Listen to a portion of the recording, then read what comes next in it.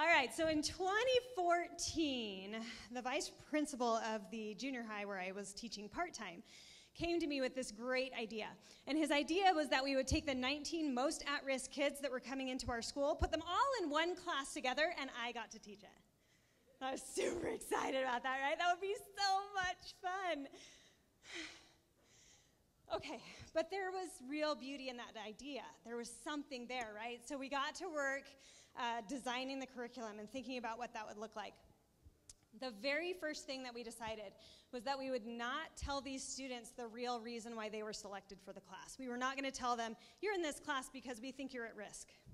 So instead we told them that they had been identified as having leadership potential, which is totally true because they were really good at leading people astray. Like way good at it, okay? So we called the class LEAP, and you can see the acronym up there, and it was all about developing their leadership skills. But really, we became a family. We had breakfast together, and we played games, and I told them when they were being a jerk, because somebody needs to do that, and then I told them that I loved them too. One of the very first things I did was I had each student take the Strengths Finder, because I wanted them to focus on their strengths instead of what was wrong with them.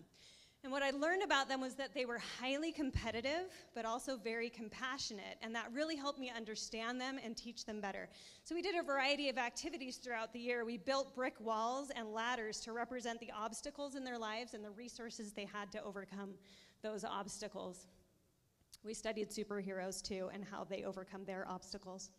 I taught them about growth mindset and why it's so important to have one. And I even taught them the exact same lesson I teach my college students about neuroplasticity and about brain development and about what drug abuse does to the teenage brain, which made one of my kids cry because his brother was in jail on drug charges. In October, they collected over 300 pair of socks for the homeless as part of Kid President's Socktober event. And the most terrifying thing was that they had to stand up in front of another class and make an announcement about that. That was awful. We learned about healthy and unhealthy relationships, about assertive communication skills, and about forgiveness. And we learned about art and how it can be used to express. And they expressed themselves a lot. We also did Genius Hour, where they learned how to draw Batman and to braid their hair. And we did Hour of Code. And here's the thing. One of my students, an avid gamer, was shocked that there's a job where you can tell the computer what to do. He had no clue. Okay? We went to camp overnight. That's a terrifying thing to do with 7th graders. I'm just letting you know. But we learned about leadership and about communication, and we had really intense conversations about life.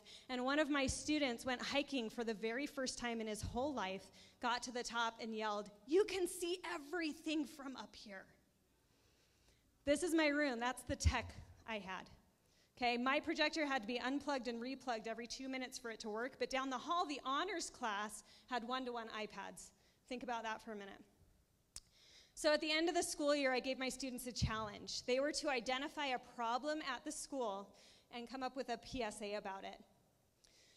We created a competition board to capitalize on their competitive strength, okay?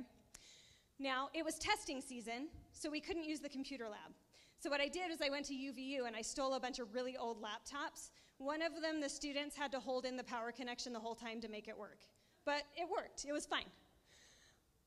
One of my groups I was really concerned about, it was all my rowdiest boys all together.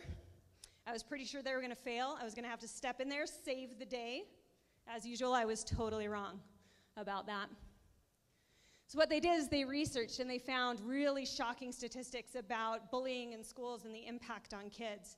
And these students who we had anticipated would spend a lot of time in the vice principal's office, if you know what I mean, they did during this project, but for a different reason.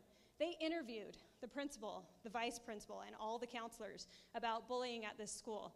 So these kids who hated standing up in front of people at the beginning of the school year sat down and interviewed the school leaders about something they cared about.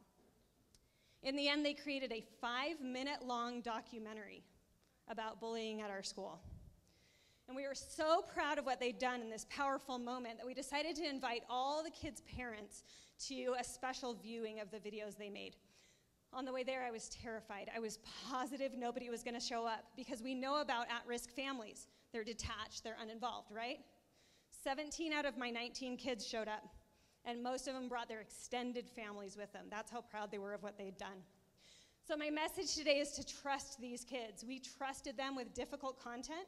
We trusted them with technology that I stole from work. And we trusted them with major projects, and they did everything and more. Trust is what takes a kid from at risk to in charge. Thanks.